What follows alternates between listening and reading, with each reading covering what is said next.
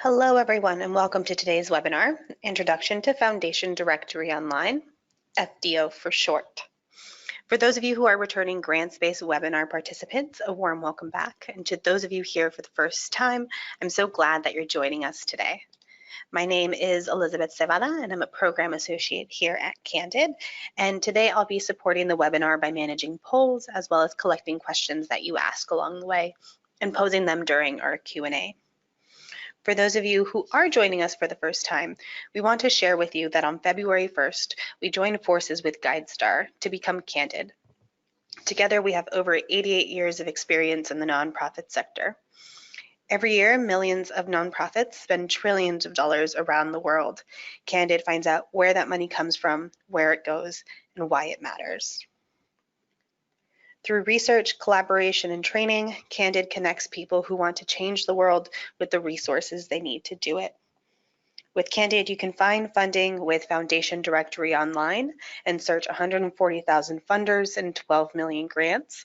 And you can increase your visibility with the funder community by creating or maintaining your GuideStar nonprofit profile. You can also continue to strengthen your nonprofit by participating in grants-based trainings to move your fundraising skills to the next level. To learn more about our capacity building training programs, you can visit grantspace.org. We offer courses across the country at a location near you. I would now like to turn the controls over to our presenter, Ganga Dharmapa. And as I do so, I'd like to go ahead and introduce her a little bit. So Ganga is our community outreach manager for Candid, overseeing our Western region. And as such, she leads many of our trainings, including our proposal writing bootcamp, outcome thinking course, and she'll be leading us through today's training. Thank you so much, Elizabeth, and welcome everyone. This is Introduction to FDO, as Elizabeth mentioned, and FDO stands for Foundation Directory Online. It is a research tool produced by Candid, formerly known as Foundation Center and GuideStar. My name is Ganga Dharmapa. I'm the Community Outreach Manager based out of Candid's office on the West Coast. So I'm joining you from San Francisco, Oakland today. And today's webinar, we will be talking about lots of things connected to FDO, specifically how to find funders for your nonprofit. And what we're going to be covering today is, hopefully, when you've completed this webinar, you should be able to explain what Foundation Directory Online actually is. You should also be able to identify your needs before you start searching, find grant prospects with a project-based approach, and we're going to be talking about that project-based approach soon, and decide if those prospects are indeed a good fit for your needs. We'll also cover where you can access Foundation Directory Online and how you can get help to use it if you need it. But first, we're going to be doing a quick poll just to get a sense of who's on the webinar today. So I'm going to hand it over to Elizabeth, who's going to help us with our poll. Take it away, Elizabeth. Thanks so much, Ganga. So the question that we're posing to you right now is, how do you currently search for funders? And that might be through a search online, whether it's through a search engine, pick your favorite, or perhaps you're looking at requests for proposals or RFPs. It may be possible that you're using GuideStar as a tool to find potential prospects, and maybe you're keeping it tried and true by going through 990 tax forms. And if you are selecting other, we'd love for you to specify that other means of doing so in the chat. And this is a select all that applies. So if multiple of these are techniques that you're using, go ahead and select as many as you currently use. And our overwhelming winner is by doing an online search with 86%. It looks like some folks are taking advantage of RFPs with 32%. 16% of the room is searching on GuideStar, and 9% of the room is looking at 990s. And for those of you who did submit through the chat, it looks like Michael actually hasn't started just yet. So Michael, you're in the right place at the right time, because we're going to help you with this process. And Rose says she chose other because she's also new. And Jan is sharing that in her new role as a grant writer, she's also brand new to the searching for funders. So I'm going to go ahead and hand it back to you, Ganga, so you can let us know what you think of these results. Great. That is really interesting. And I think you're all off to a great start and you're in the right place. So let's talk a little bit about some of these different ways of searching for funders right now that you're currently using. So it seemed like a lot of you were searching online. That is a great place to start. And just some things to keep in mind, less than 10% of foundations actually have websites. So not even Google can help you find a foundation website if it doesn't exist. So just something to think about, but it's a place to start for sure. And you're sometimes left gathering clues from news clips or other organizations' donor lists too when you start out searching online. So although a lot of us start that way, it's not necessarily the most ideal place to begin. Some of you might have thought about looking for RFPs. And in case you don't know what RFP stands for, it stands for Requests for Proposals.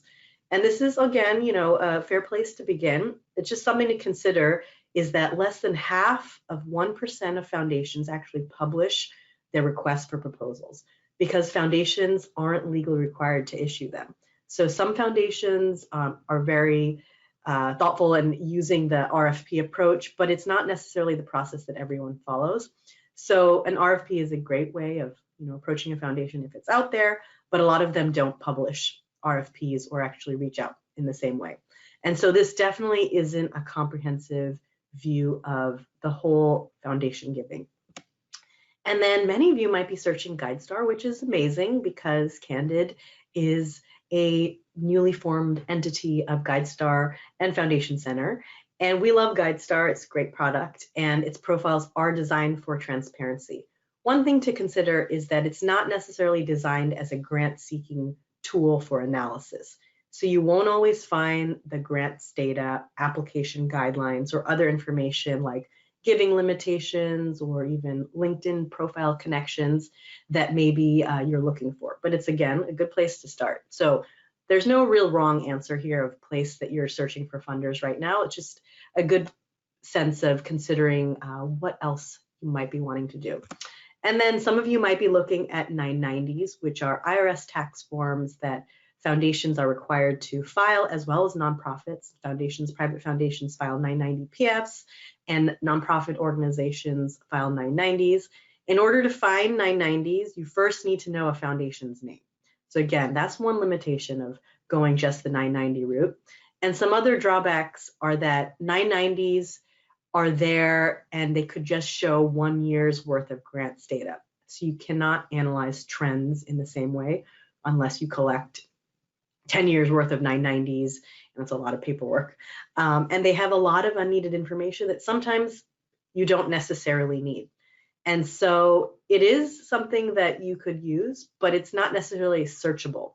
So, I know I've pointed out some of the limitations of these different approaches. So you might be wondering, okay, how can I find potential funders who don't have websites, who don't publish RFPs per se, or who maintain GuideStar profiles, but they are giving grants every year for work like mine? How do I actually do that? Great question.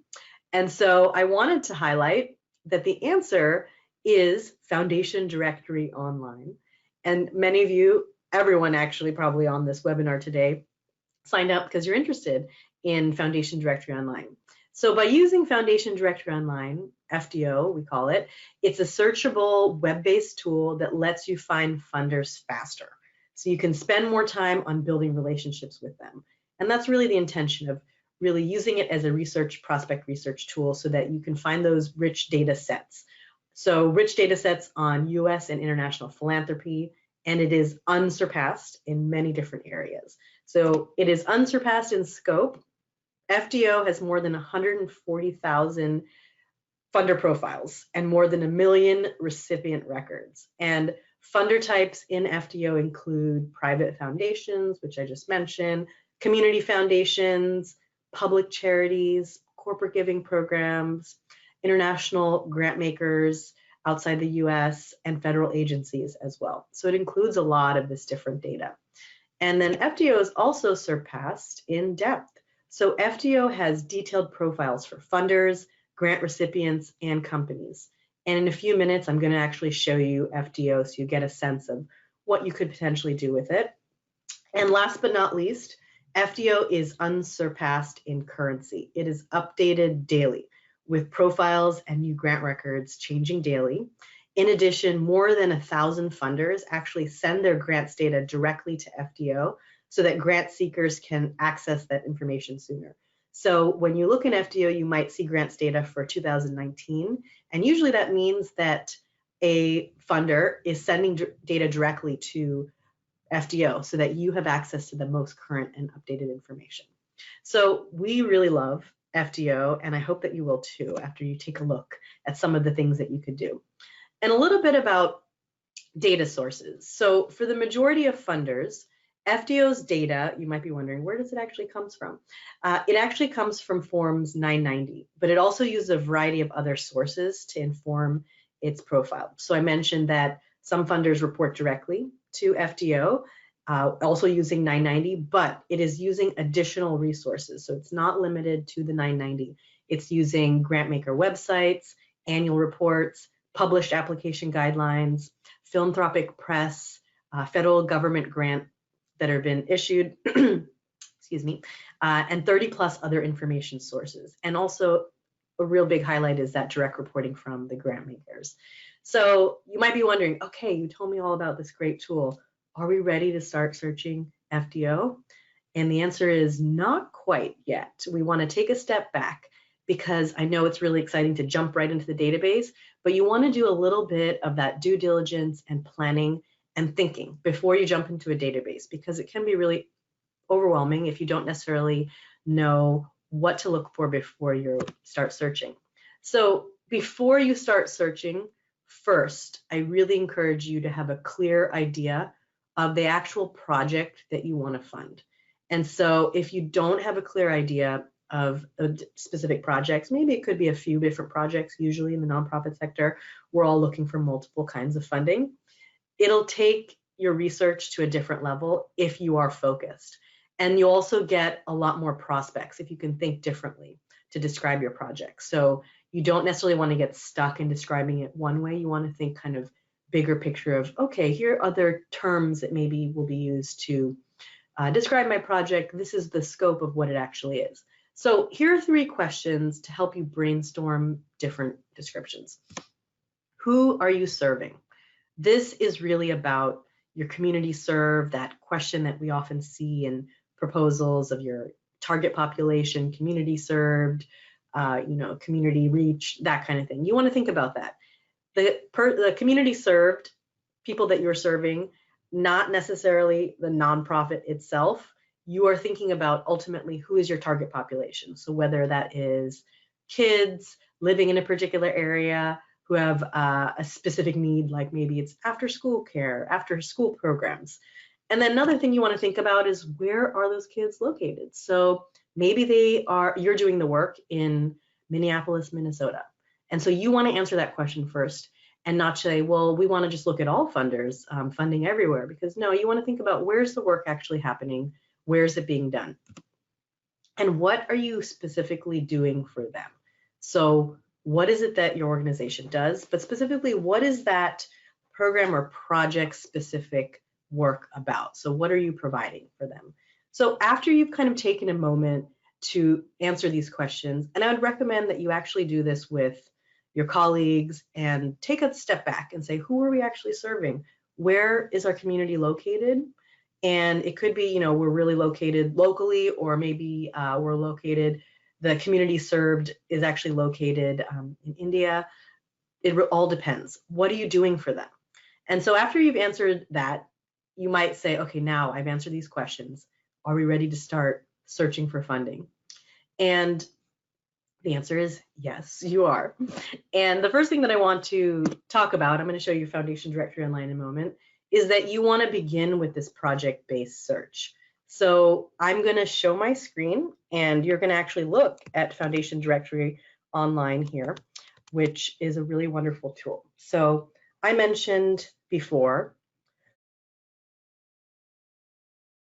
that we're going to be looking at a particular example. So I talked about maybe you're an after-school care program for children in Minneapolis. So I typed this in earlier, but this is what you get when you look at Foundation Directory Online, the professional version. You can use natural language searching and type in anything like ballet school in New York or domestic violence shelters in San Francisco. And for our purposes today, I'm going to say health after school program for children in Minneapolis. And some things to note is that you can do an advanced search in a moment. So I'm going to go ahead and click the search bar. And here you can see many useful things. So at the top, it shows our results. And the terms that we used a term called after school program, but you can see that this database is actually using terms that are related and connected to how funders are describing the work and also how nonprofits are describing the work. So out of school learning is a term that's actually related to this. So that popped up here, as well as health, child welfare, program support, and Minneapolis, as well as children and youth and academics. And at the very top, before you even kind of scroll down, if you feel like I want to eliminate some of these terms, you can simply hover over the little X mark and you can edit there. And so we can, modify our search as needed. And what we see here is that our results, the initial results of this search, pulled up 379 different funders, 2,998 grants. And these are grants that were previously awarded, historical grants that are really useful for our prospecting to see trends. And then recipients. So we have 374 recipients. And now, what you can also do within this database is maybe you want to do an advanced search. And I began with that first initial toolbar where I just kind of typed in, but you can jump directly into the advanced search. So if you feel like, oh, I want to put my own terms in there, this is what it looks like. So you can kind of skip over that and go directly to the advanced search feature. And here you see what those terms actually look like. So in our subject area, this is really how the work is falling and how it's connected to how we were describing it. We have the terms out of school learning, health, child welfare, geographic focus that's been listed is Minneapolis, and population served, and these are all pre-populated based on my initial results and my initial searching, children and youth. And so at any point I can delete these terms. I can reselect and search from additional criteria here. And I can also do something which I think is pretty cool, is I can match any of the terms or I can match all of the terms. And I would encourage you to keep it at match any, because you want to do a broader search and the broadest search possible. Because sometimes what you'll find is when you do match all, you will be looking for a search criteria that's looking for all these terms together, which may be what you want, but you also want to see what work is kind of intersecting in these different ways. So right now we have 379 grant makers or funders that have shown up, and that might feel like an overwhelming amount, but it's not necessarily, and we'll get to that in a moment. And at the very least, I think it is really important to highlight both subject area and geographic focus, because a majority of grants data will have those two key items. And a lot of people begin with that search where they're thinking about, okay, what does the work look like? How does it fall? How is it kind of fitting into the language that funders and nonprofits are using? And where am I doing the work? So at the very least, you want to begin there. And I wanted to highlight a couple things here. So under grant makers, at any point, if I only want to view the grant makers, I can click view grant makers only. If I only want to look at the grant details in particular, I can click on that here underneath. And if I only want to look at recipients, I can also click on that too. And you can also look at those 990 tax forms. So if you're burning to look at those 990 tax forms, you can also look at those that are available. However, FDO has made it much easier for you to kind of search so you don't have to dig through those tax forms, but they are available to you if you're interested. And so in the grant maker list, what you can see here is that the top 5 funders that match your particular search criteria. And if you're wondering, what is my search criteria? It is out of school learning, health, child welfare in Minneapolis, and population served, children and youth, academics. We can see the top 5 funders based on their grant count. So who is awarding the most number of grants based on your particular search criteria. And you can see here, and this is really interesting, because we are including federal data as well, the United States Department of Health and Human Services happens to be one of the largest funders for this particular issue in Minneapolis, Minnesota. And then we have the General Mills Foundation, the Minneapolis Foundation, Otto Bremer Trust, the McKnight Foundation, and we have over 10 pages of that data. So if I wanted to look at all of the grants data, the grantmaker data, I can click on that particular list, and here's what I get. I get all these organizations looking here. And you'll notice, and this is why I mentioned the grant count at the very end here, this is really important to focus on, because you might think 379 funders, that is a whole lot of funders. And I don't know if I want to approach all of them. And the answer is you don't have to. So you can see, okay, the top 5 definitely helpful, but the grant count decreases significantly. So maybe you're not necessarily going to be approaching an organization here at the bottom unless you have a previous relationship with them, or it makes sense for you. But if they're giving out just 5 grants, the chances of you getting a grant like that, it's still possible, but the chances decrease significantly. So I wanted to highlight that, and you can kind of expand the list in the same way for those other categories. But grant count is a really important feature here. I'm going to go back to the previous screen just so you can get a sense of a couple of other features that I wanted to highlight. So within this database, you can also do a couple of other things. So we did, that search before, and it's populating here. You can also click here in the additional filters. So I'm just going to show you that. I'm going to expand that. And here you can see that another area has been populated based on our description of program. So program support is a support strategy.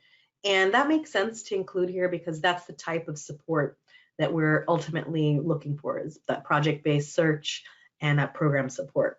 And I can also do things like I can unclick this box of including federal funders. So yes, maybe I am looking at federal grants, but maybe I already have grants from Department of Health and Human Services, and I want to just look at those private sources of funding.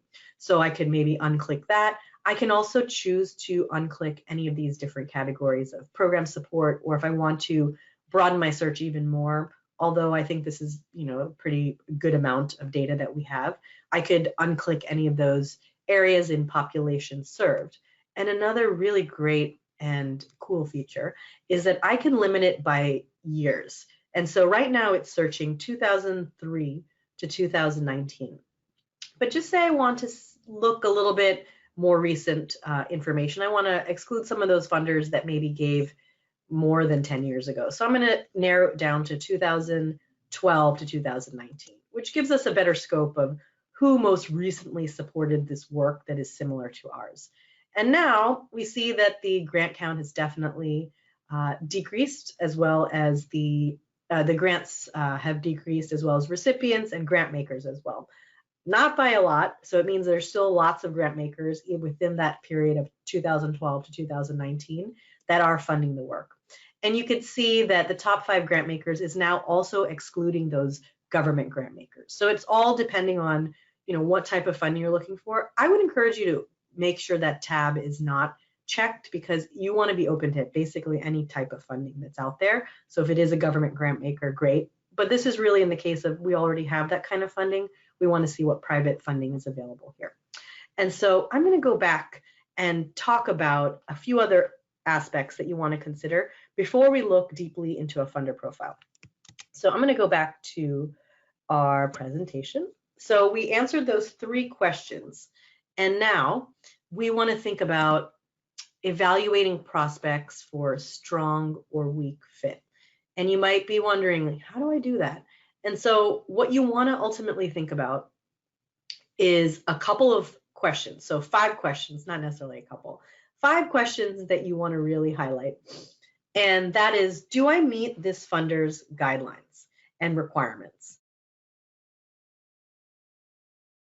And we won't know that until we look at a funder's profile, but you also want to think about, we don't want to ever ignore a section on limitations. So if they say, yes, we are funding this particular area, but we're only funding in Minneapolis, or we're only funding in the state of Minnesota, that might not be applicable if you're doing youth programming, working with kids in out of school time in Atlanta, Georgia. So do I meet this funder's requirements? They may list a lot of different things, like we don't fund in this particular area. So maybe they fund the type of work you do, but not necessarily what you need at this moment. And then another thing that you want to think about, is my mission or project's goal a priority for this funder? So when we go back to look at this particular information, I want you to look at those data trends, because that's something that you're going to be able to see. Is this really a fit? So, based on a search, you may get a funder and think, oh, wow, looks like a compelling fit. But then you might realize, oh, their priority is hospitals and libraries, and we're a small nonprofit organization, and we're not necessarily aligned with what they do, but maybe they funded organizations like mine in the future. And another thing you want to think about are, how big are their grants? So if their grants average between $1,000 and $5,000, that's great. It might mean you're a good fit for that, but maybe you're really trying to go after more money, and you want to see in general how big are their grants, what's the scope, what are the trends that you want to think about. And then, does this funder support organizations like mine? And this is really where it is important to know the landscape of your nonprofit work in advance. And I can't stress this enough, because if you don't know who else is doing the work like yours, you're not necessarily, one, going to be able to partner with them, but you're not going to be able to see the ways in which they were successful, or you can learn from their experiences too. So you want to know the organization, the other players in the field, and ideally you're collaborating with them, and you know who else is working in the youth development space in Minneapolis, Minnesota, who else is working in the domestic violence space in San Francisco Bay Area. And ideally you kind of have a sense of who's an organization similar to yours, how are you different, etc. I stress this because, again, sometimes it's overwhelming to do the research, especially when we're a new organization or a smaller organization. We don't necessarily know who our potential allies and partners are. So does this funder support organizations like mine? You have to know who those organizations potentially are. Do I know anybody associated with this particular funder? So that's something to consider. And I will show you a feature in the database where you can actually see, you can have your LinkedIn profile open, and you can see the who's who section and see what your connections are, or you can see who has a public LinkedIn profile available. And that's one way of connecting with them, to see what your connections are. It's not always the best approach. Sometimes there are different approaches, but it's really great to see, like, hey, I know this person, or I've met them at a conference, or maybe it makes sense to connect in this way, or their limitations indicate that there's another process. So ask yourself these questions first and have them in your mind before you go into the database, because it is easy to get overwhelmed and just kind of get lost, but it's really great to kind of guide yourself in this specific way. So let's jump back into Foundation Directory Online. So I'm going to go ahead and come back here. And so we saw a great list of funders here, and I wanted to show you one particular funder profile. So you can click on any of those potential funders that you see here, and I clicked on the Otto Bremer Trust, and this is showing me the most recent 5 years at a glance, and it's going to give me a lot of information. And this is, again, based on my original search of the after-school health program in Minneapolis, Minnesota. And so I'm going to take you through this profile.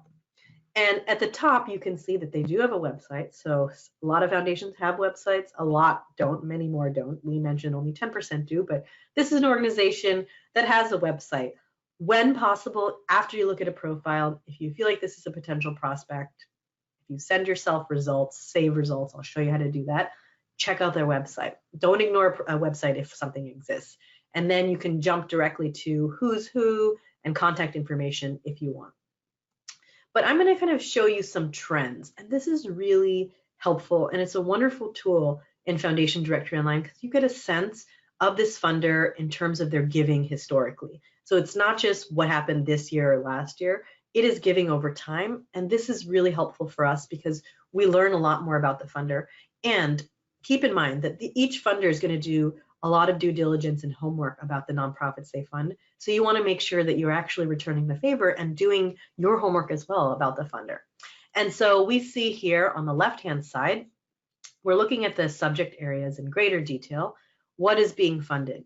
So the top subject area is human services. So we're pretty much looking at this profile thinking, is there a reason to eliminate this funder?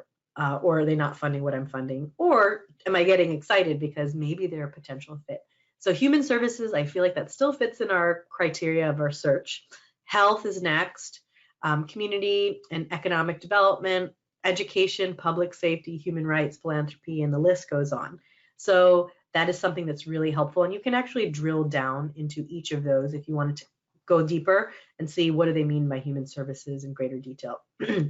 For the purposes of today, I'm not going to take you down there, but you can really do some deep diving and research here into those different subject areas if you wanted. And then at a glance, where is that money going?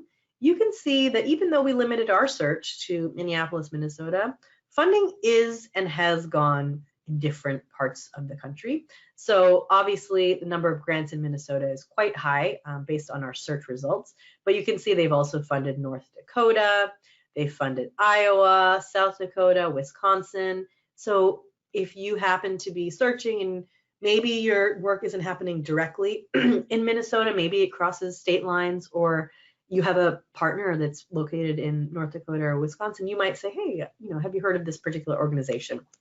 How big are the grants? This gives you each grant with a little bit more detail, so you know that their grants are a range. The largest grant they actually give is somewhere in the range of 50 to 100, or the most number of grants in this area. So that's great news if you're looking for a larger amount. They have also given grants, upwards of $1 million and really small grants of $5,000. So you want to think about that. But you can see here that the most common grant amount, the average grant amount, is $25,000, which is pretty substantial. And you might be wondering, what range do I ask for it? And it really depends on a couple of factors based on what organizations are also doing the work like yours and looking at their grants data.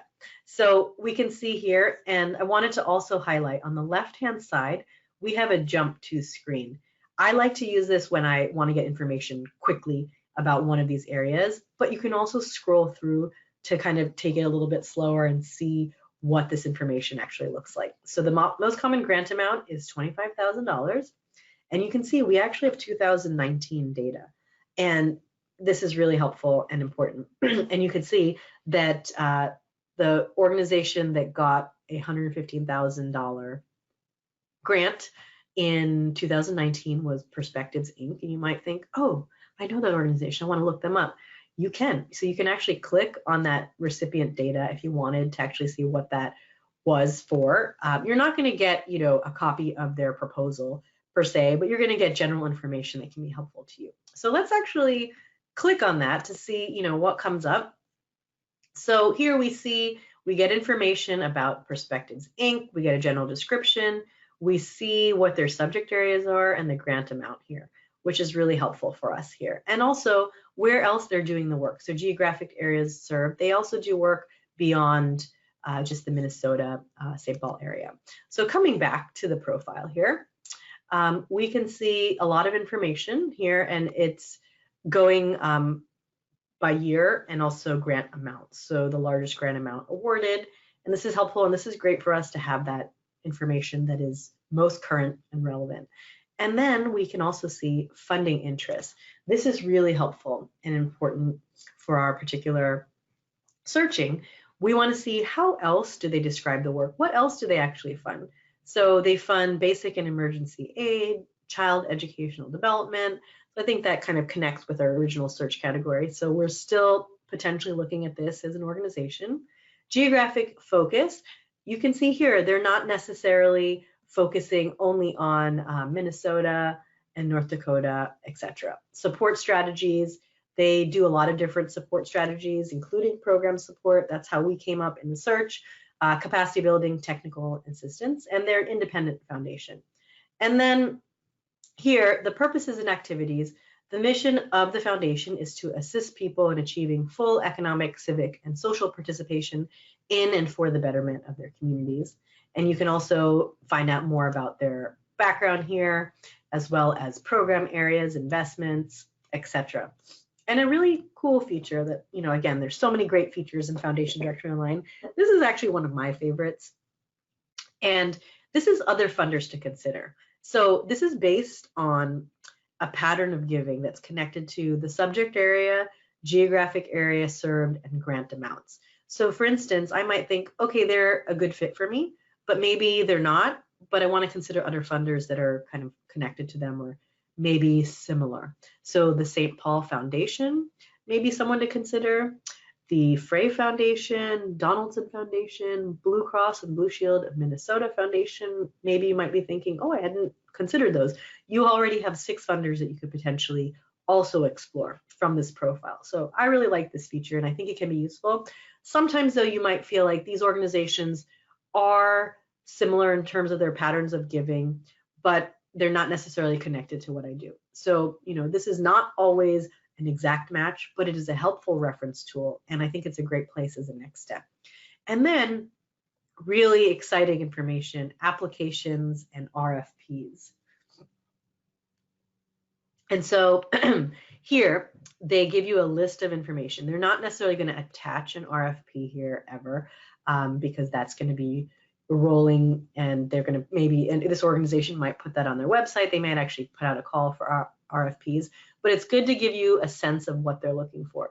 So foundation staff may seek additional information through telephone conversation or in-person site visits, which is great information to know so that you want to really prepare yourself. Am I available if indeed I apply and they want to have a site visit or follow up on the phone? They're going to do a preliminary screening and the trustees actually make the ultimate decision. So you may be working with a program officer, but it's ultimately the trustees that are making the decision here. And it says, see website for application form. So you don't want to stop here, you want to go to their website. And then they list all the things that you're going to be including and needing. If you've ever applied for grants, you know that you have to make sure you have all your ducks in a row and you have all the information you need. So this is a great idea to take a look at this to say, oh, okay, I have all these things ready to go, or I don't have everything ready to go. I'm going to go to their website and get more information. And they want your initial approach to be online, looking for copies of proposal. And they also tell you that the board is meeting monthly and deadlines. This is really helpful. September 25th, January 7th, 8th, and July 8th. And again, this may change from year to year, but because this organization has grants data from 2019, it's good to know that there is a deadline potentially approaching in September, but I'm going to go to their website for the most updated information. And here, then, this is a really useful tool, useful feature as well. You have giving limitations.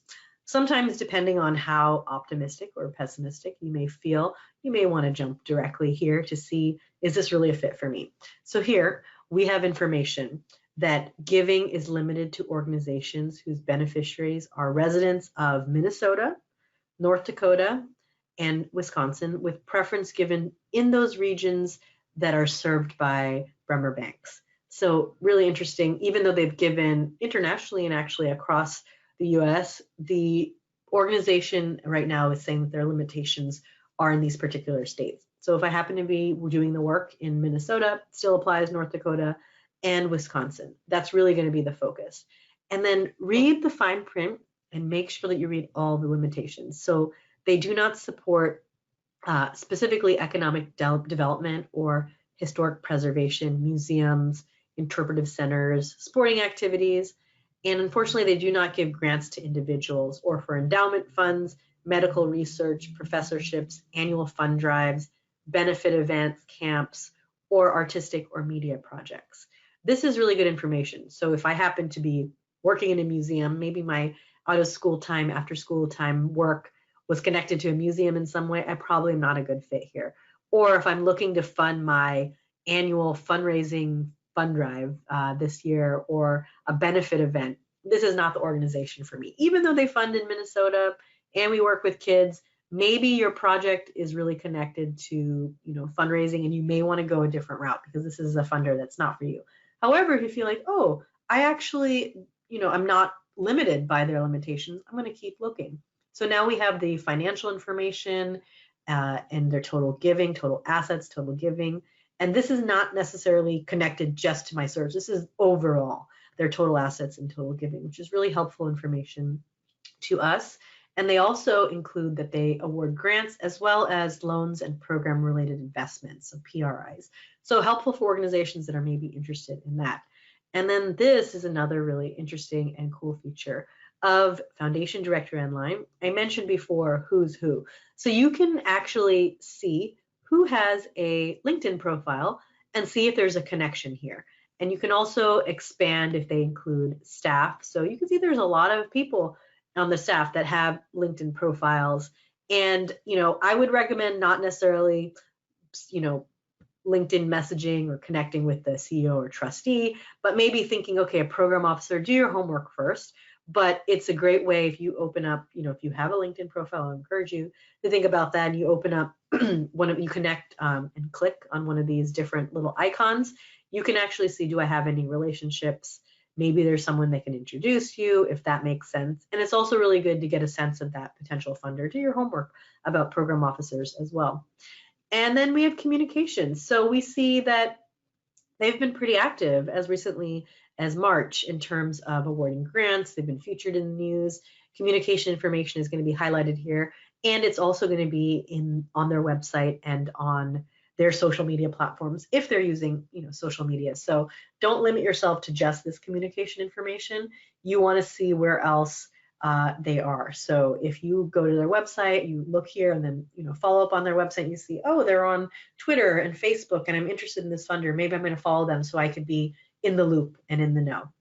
And then other information, and sometimes people don't scroll all the way to the bottom, but I encourage you to scroll all the way to the bottom, looking at publication information. It's really helpful to know how funders are talking about their work and if they've published anything recent, maybe they are leaders in a particular issue area. And so this will link you to Issue Lab, a service of Foundation Center and Candid. And it is a really great tool that you can see, what reports have they been published. It looks like that you can look at their annual reports. Most recently, they put out a report on how they are helping individuals and families navigate crisis. Really interesting. So do your homework, and you can really find out a lot more about the information of this funder. And since this is an organization that does site visits, they are going to want that, human connection, that in-person connection. And the more information you have and research you've done about a particular funder, the better.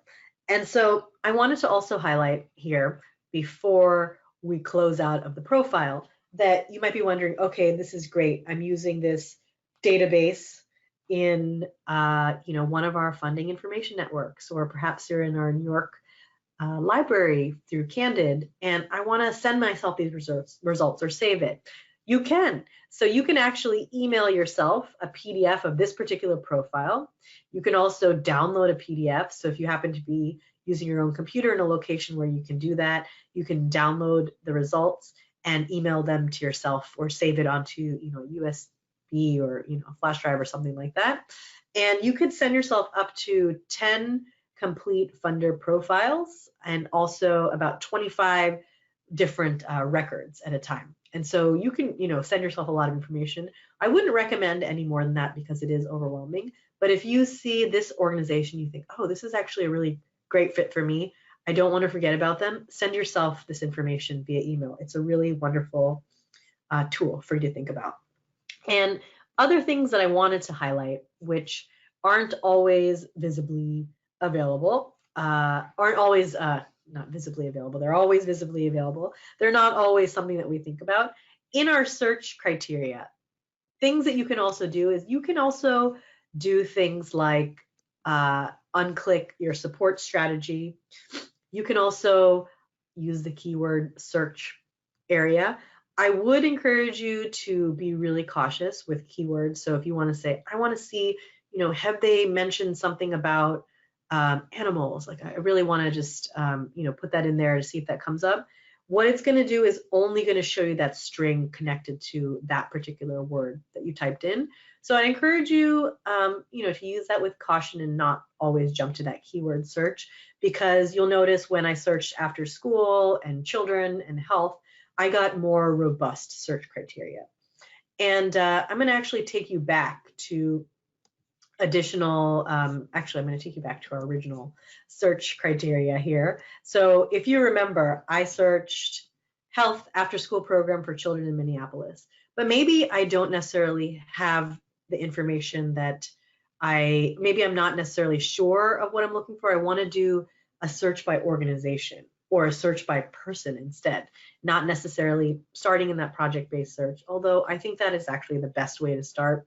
So starting with that project-based search in that way is a great fit. But if you want to search by organization, say, hey, I want to just search by just the name of an organization that someone mentioned. So I want to know a nonprofit that I've heard in the news. So I'm going to show you what you can do. So I might type in something like Candid, and you see, oh, okay, there's a Candid recipient in New York. I could actually search in that way and click on that and find out about this organization and how they've gotten funding. I can even type in, a funder that I've heard of. So maybe Robert Wood Johnson Foundation, see if they come up here. Yeah, and they do. They're a grantmaker located in Princeton, New Jersey. And so I could type that in, search there. I could also search by a person. So maybe I met a funder, an event, or a program officer, and they said, hey, I work for the Robert Wood Johnson Foundation. And you're like, oh, I want to look them up to see, what's their connection, because maybe I forgot what what organization they work for, or I know a board member, I want to see their different connections. So, you can type in things like Bill Gates and see how, Bill Gates actually comes up here. And so this is a feature that can be really useful. So you could do that person searching or organization name. You don't always have to do that project-based search.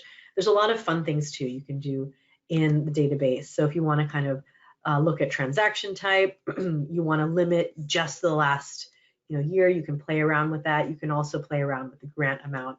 It's a really robust data tool where you can do this prospect research and really find a fit for yourself.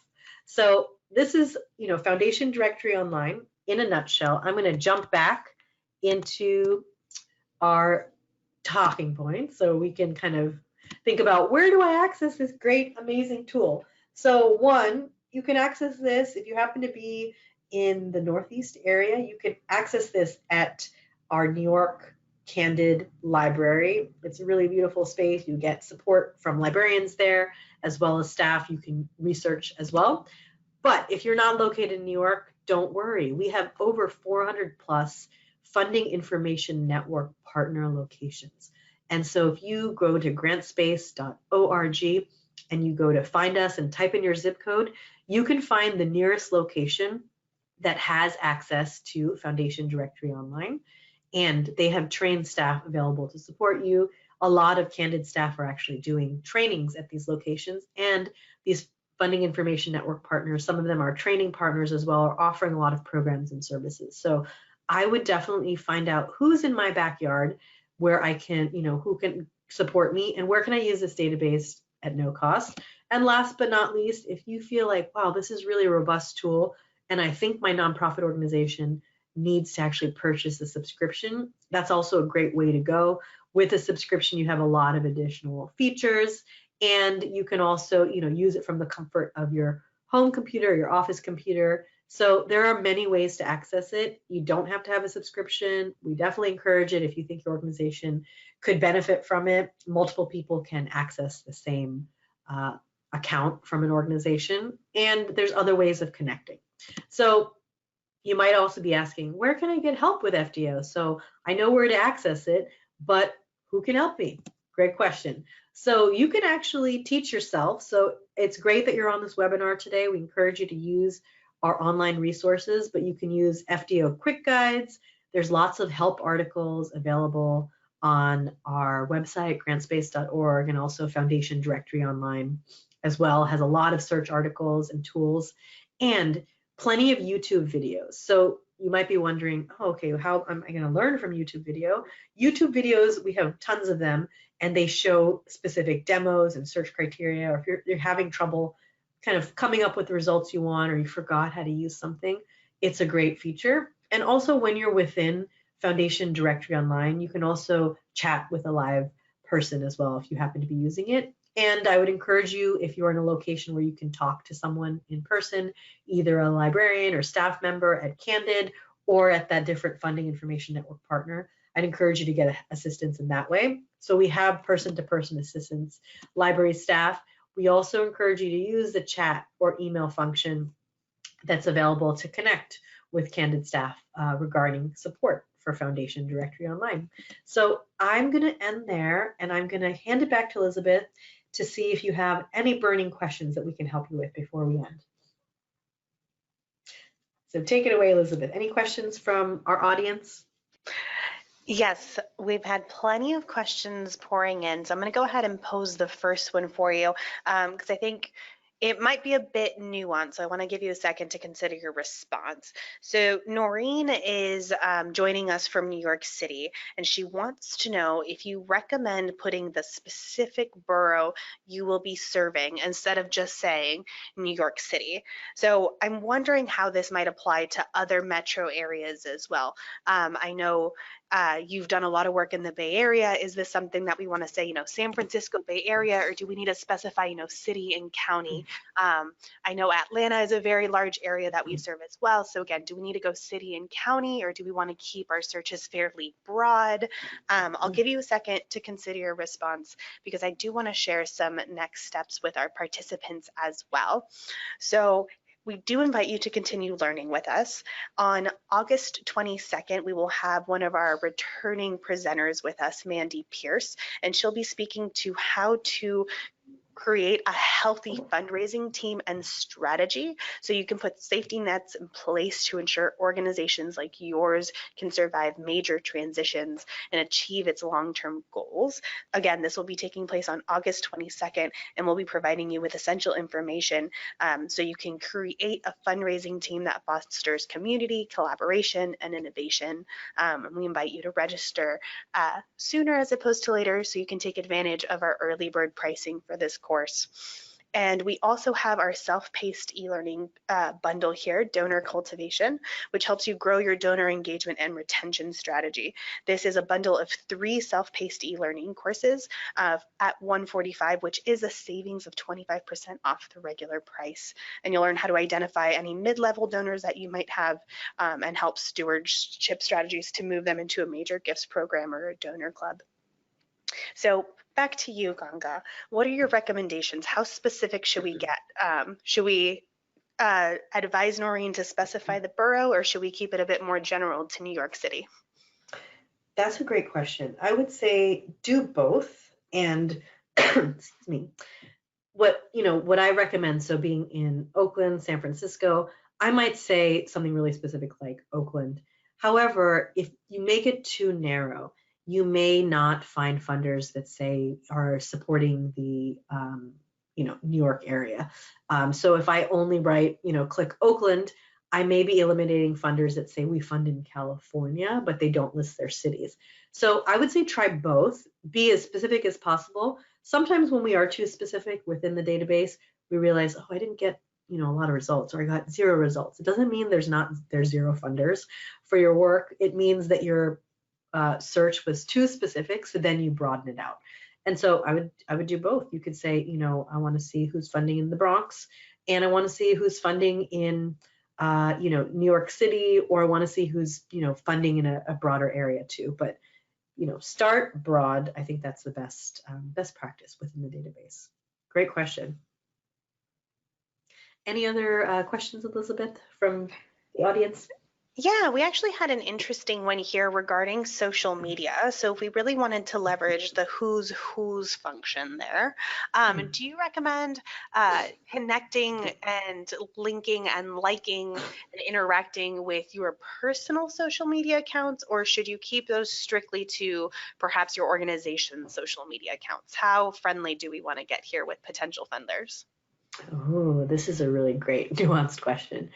I would say it depends on your organization and your own comfort level. So if you do happen to have an organizational, say, LinkedIn profile or even other, social media profiles, you can connect in that way. However, the one-to-one connection can be really great. For instance, if you are the program development, the development coordinator at your organization and you want to reach out specifically to a program officer, that one-to-one direct connection can go a long way, because sometimes your organizational profile, so for instance, if I use, Candid's LinkedIn, excuse me, sorry about that, I'm recovering from a cold. If I use Candid's LinkedIn profile to connect with a funder, it feels kind of anonymous. So the more personal connection you can make, the better. But again, check with your organization what's the right approach and what's appropriate for your organization. And sometimes a funder does not necessarily want to be connecting with you through social media. So also be aware of that maybe they don't want to have that direct connection. They may refer you to someone else. And so it's kind of it's a nuanced dance, but I would say when possible, use your own account if you happen to be the lead for grants and fundraising in your organization. Great question. Thank you, Ganga.